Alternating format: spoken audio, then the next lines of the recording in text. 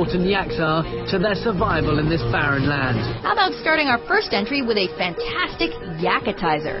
Sometimes you gotta drop the table manners to survive in the wilderness. What I'm going to do is see what I can then get out of that yak that I can use for survival. Learning from the Tuvans, a Turek ethnic group in southern Siberia, Grylls goes raw when he's faced with a long-haired bovid known as a yak. Although they achieve a humane way to kill the poor fellow, Grylls takes his first bite, and you could say it's a bit cold-blooded, as he sucks the blood out of the yak. Warm, salty. If you hadn't even came across this literally would save you. But of course, the buck doesn't stop there with the bear, as he proceeds to skin the yak for his upcoming runway show. And he chows down on his next main meal, the liver and the eye. I have no idea what this is going to taste like.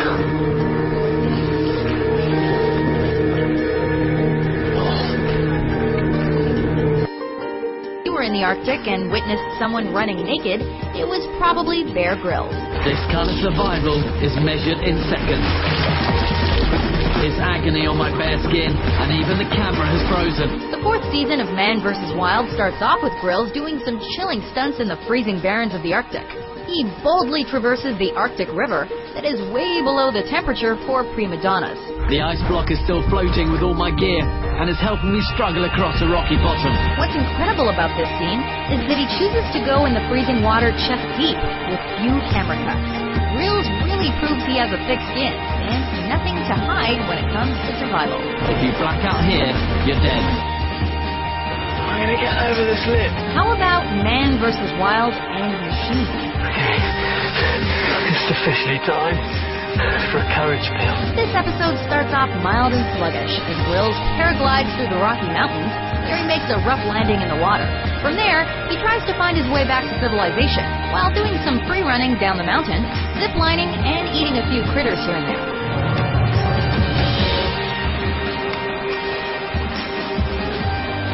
I think I'm going to go for a swallow hole. But just as the show is about to wrap up, it hits the fan when he enters a train tunnel without checking the schedule for the next stop.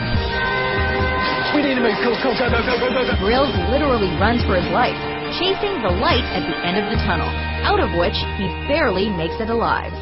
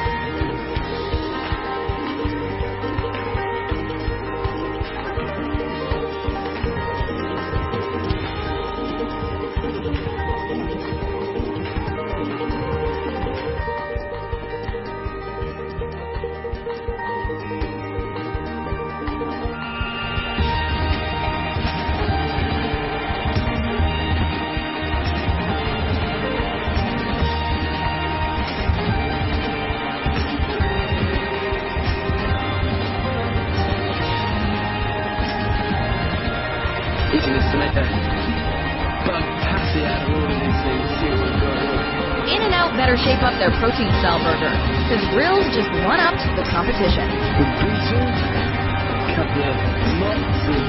We all know bugs are full of protein, and when worse comes to worse, better gut up and take whatever Mother Nature offers.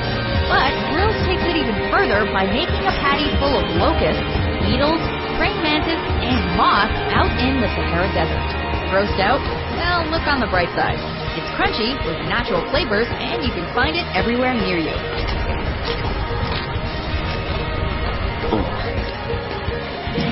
These are one of the most dangerous snakes in all of Africa. If there were an award given to the manliest man of all mankind, Bear Grylls would skip all nomination because there is no competition. He has shown his balls of steel by going face-to-face with the puck adder. But he's gonna be lunch. This venomous viper snake is responsible for the highest snake bite fatality in Africa. And in this episode, Bear Grylls reminds us that these snakes don't discriminate. They'll go after anything. The venom in the fangs remains active for hours, even days. You want to be careful of the head even after it's off. Look, you see the fangs on that. After a couple of rounds of kendo with the puff adder, Grills eats it raw on the spot. As a coup de grace, he grills it with a makeshift bush oven as a finisher. Snake a la Namibia. Let's try. There isn't any. You can drink your own pee. For thousands of years, our ancestors have done amazing things with urine. What I can do, though, is take this off and then pee on it. It was used to hydrate their bodies and for therapeutic purposes. However, some medical experts of urophagia, the consumption of urine, say that urine has no benefits.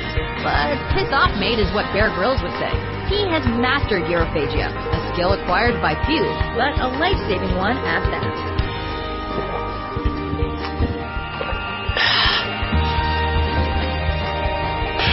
He'll drink that juice up with style and cool himself down with a shirt drenched in whiz. It smells great. But this is really nice and cooling.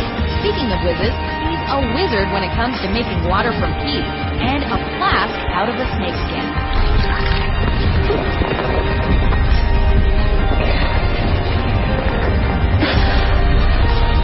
I'm all for cocktails, but snake innards and pee is not high on my list.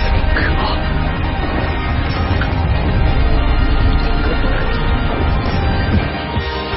Is the stomach. And the stomach itself is in 3 parts. Even if he enjoys taking shots of his own urine, Bear's bladder and his snakeskin flask can only last him so long until his supply runs dry. And the bit I want is called the rumen, where it keeps the fluids. Burning up in the blazing desert, Grills remains calm and collected while in search of water. Dying from dehydration is never the last straw for Grills, but it was the straw that broke the metaphorical camel's back. It's like a reservoir, this rumen water. In this insane moment, Grills stumbles upon a dead camel, so he performs an autopsy on its stomach.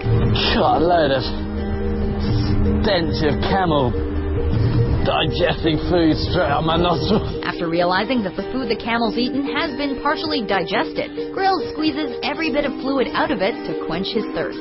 Drinkable, but truly disgusting. Oh, it's a slippery one, this frog. Oh, there he is. There he goes. And once he's on that Weetabix bush, he's not going to get off it. Cool. And that's dinner.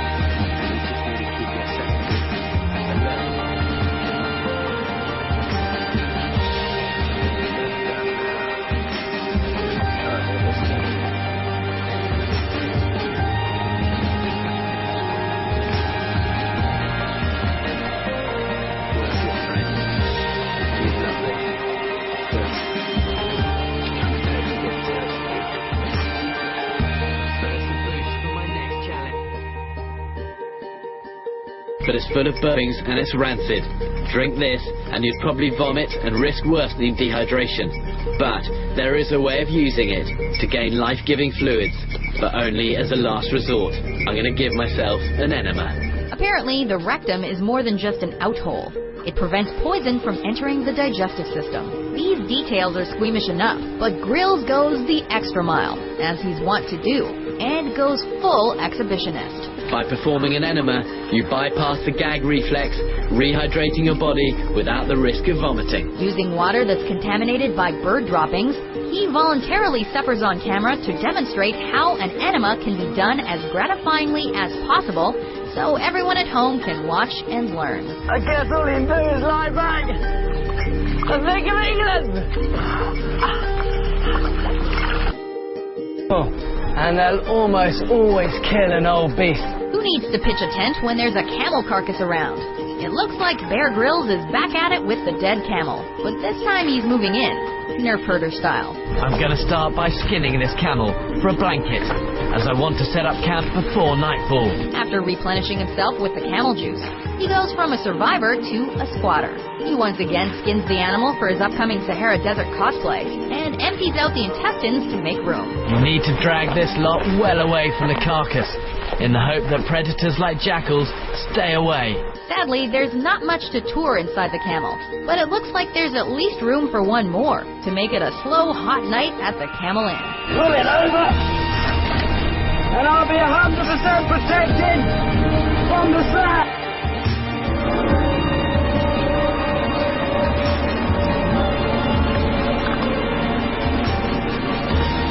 This tastes of kind of guts and pus and brain. Merci, Mohammed.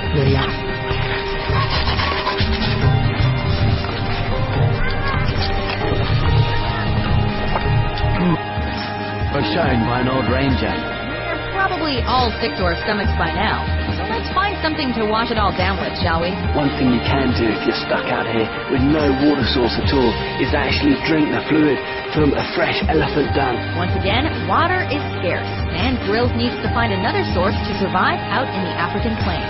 Luckily for Grylls, he's found enough fresh and easy-to-access elephant droppings / water supplies to keep him alive. From the look on his face, it's obvious he wanted urine more than anything. But one thing Grylls does best is optimism. It's even possible that the elephant dung boosted his morale. Disgusting indeed. But aside from the rancid smell and the bacteria, it looks palatable, we guess. There can be harmful bacteria in that water, but if you have nothing...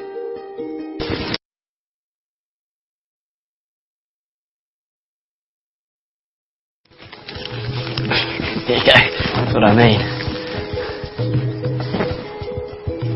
It's a rhino beetle larva there. You can just eat them raw. When they're cooked, they're a bush delicacy, and at this time of year, there's plenty of them here. No wonder they fry them. Oh! Ready for this?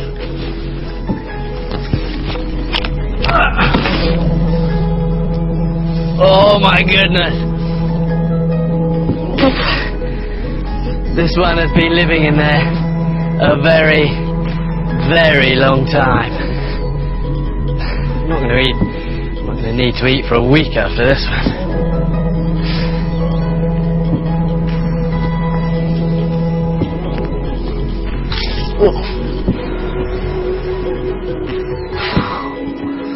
Pound for pound, insects like these contain more protein than beef or fish.